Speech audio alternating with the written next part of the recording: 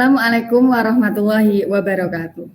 Kami dari kelas A dengan fasilitator Ibu Muji Aris Harnani dan pengajar praktik Bapak Santa Adianta akan melakukan demonstrasi kontekstual modul 2.3. Sebelumnya perkenalkan, nama saya Muamaroh dari SMA Negeri 1 Guntur, Kabupaten Demak. Saya Ibu Nuryati dari SMA Negeri 2 Meranggen. Saya Muhammad Riza dari SMK Al-Furqon Meranggen, Kabupaten Demak. Selamat menyaksikan, semoga bermanfaat. Bagaimana kabarnya, Bu? Waalaikumsalam, Pak. Alhamdulillah baik, Pak Reza. Semoga Pak Reza juga baik-baik saja, nggih. Iya, alhamdulillah. Sesuai dengan jadwal hari ini, Bu Moa akan melakukan coaching ya dengan Bu Nur. Dan nanti saya akan mengamati kegiatan coaching yang Anda lakukan. Iya, Pak, betul seperti itu. Sebelumnya, saya menyampaikan tentang rubrik penilaian yang telah kita sepakati dari kegiatan supervisi hari ini. Yang pertama, coaching dilakukan sesuai dengan alur tirta. Yang kedua, di dalam kegiatan coaching tersebut akan saya amati apakah Ibu sudah menerapkan 3 kompetensi inti coaching. Apa saja kompetensi tersebut, Bu? Coba. Iya, Pak. Kompetensi inti coaching itu kan ada 3, Pak. Yang pertama itu kehadiran penuh, yang kedua mendengarkan aktif, dan yang ketiga memberikan pertanyaan berbobot nanti kepada Bu Nur ya, Pak.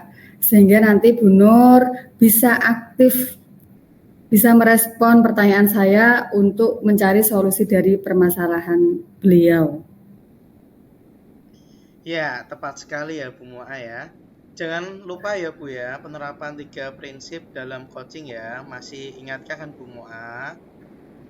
Iya, Pak, masih ingat. Ada kemitraan, ada proses kreatif dan juga memaksimalkan potensi.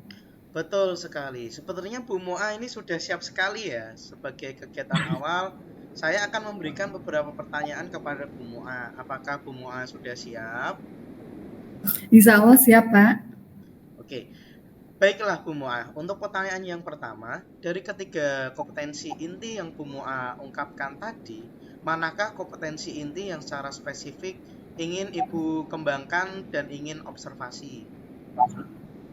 Saya ingin nanti jenengan lebih spesifik, yaitu ya Pak ya, ingin mengembangkan kompetensi inti tentang pertanyaan berbobot ya Pak.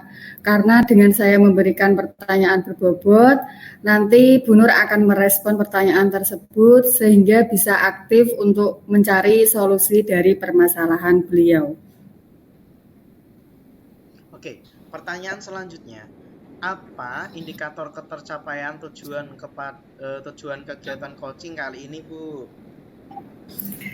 Saya berharap nanti Bu Nur sebagai coach ya Pak dapat menemukan solusi dan langkah-langkah yang tepat dalam menyelesaikan permasalahan Bu Nur, ngoten Pak.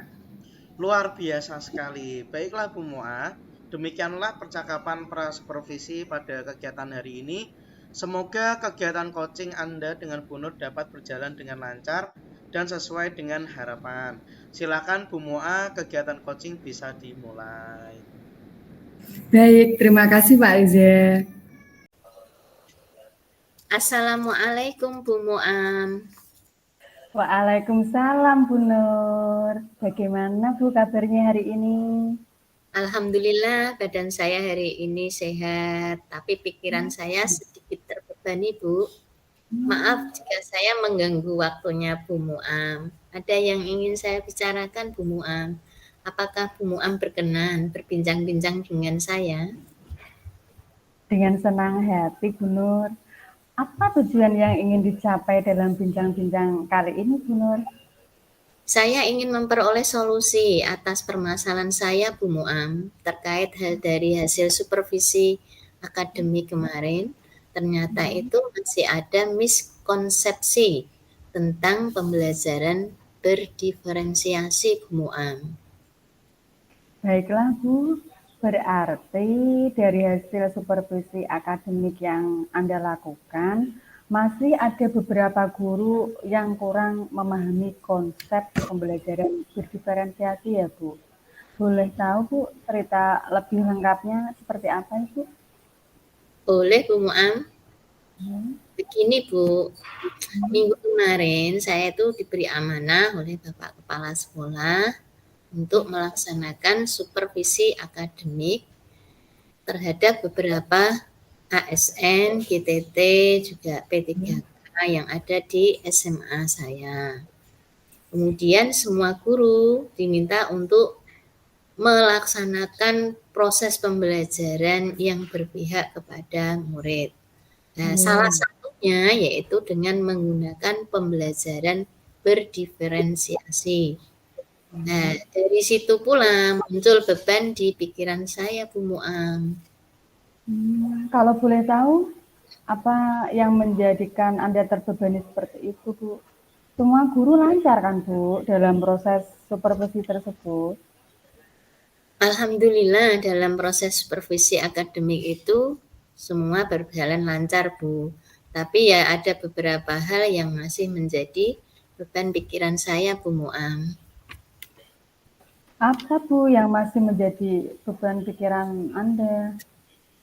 Pertama, bagian guru itu kurang percaya diri, kemudian grogi, merasa tidak nyaman saat praktek mengajar di dalam kegiatan supervisi akademik kemarin. Nah, hal ini dikarenakan mereka itu merasa takut kalau mendapatkan nilai jelek, karena nilai supervisi akademik itu kan nanti akan digunakan juga untuk proses kenaikan pangkat mereka. Mereka agak takutan, pada rasa grogi, percaya dirinya juga kurang, tidak nyaman mungkin karena itu.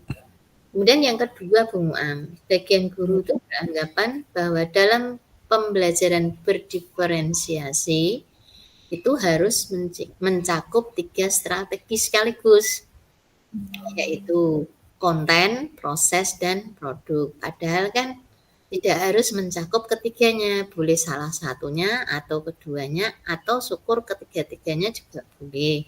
Tetapi tidak ada ketentuan kan, harus ketiga-tiganya.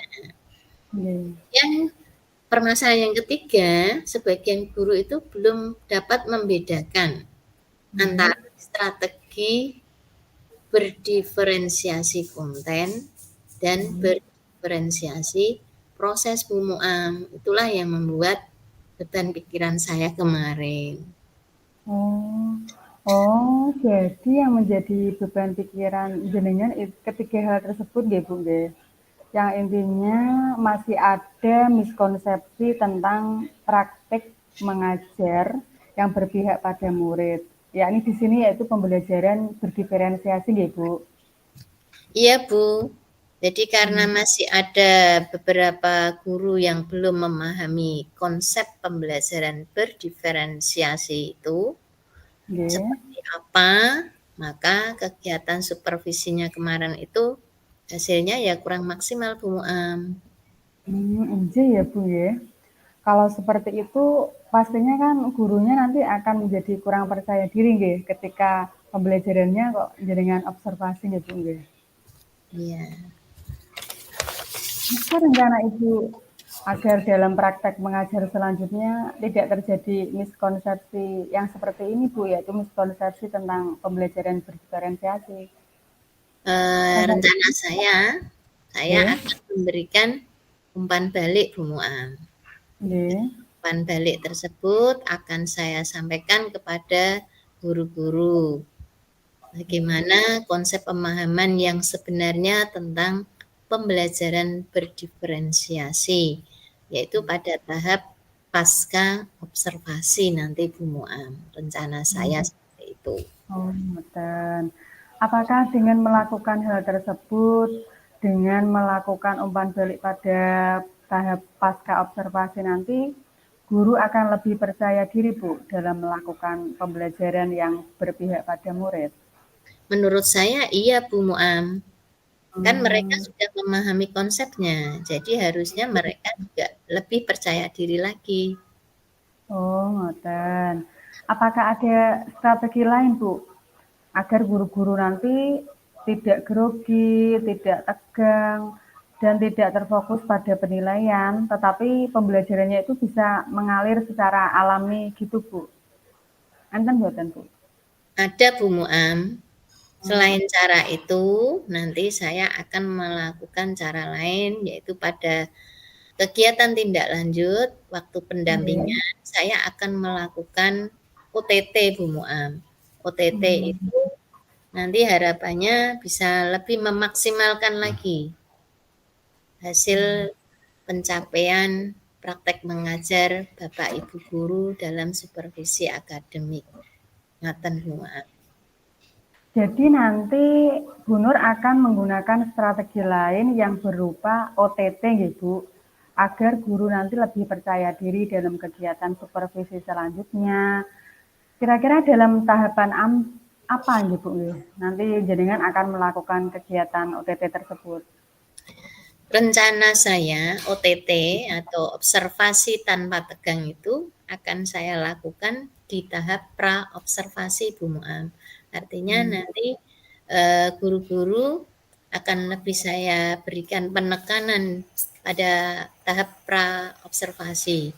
Harapannya dengan memberikan penguatan di situ, mereka pada praktek mengajar berikutnya akan lebih percaya diri dan tidak ada rasa grogi. Kemudian saya juga ingin menyampaikan juga bahwa tujuan dari supervisi akademik itu bukan untuk menghakimi, bukan untuk mencari kekurangannya, tetapi justru untuk mengetahui kelebihan, kekurangannya kemana, di bagian mana, supaya nanti pada praktek mengajar berikutnya mereka jauh lebih baik lagi. Seperti itu Bu Muan.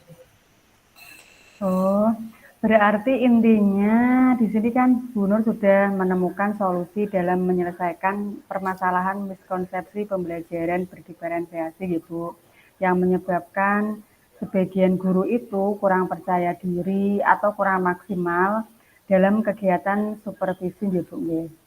Di sini misalnya saya ingin mengetahui Bu, kira-kira inti dari solusi yang sudah panjenengan ungkapkan tadi itu apa ya Bu? Ini solusi untuk menyelesaikan permasalahan jenengan.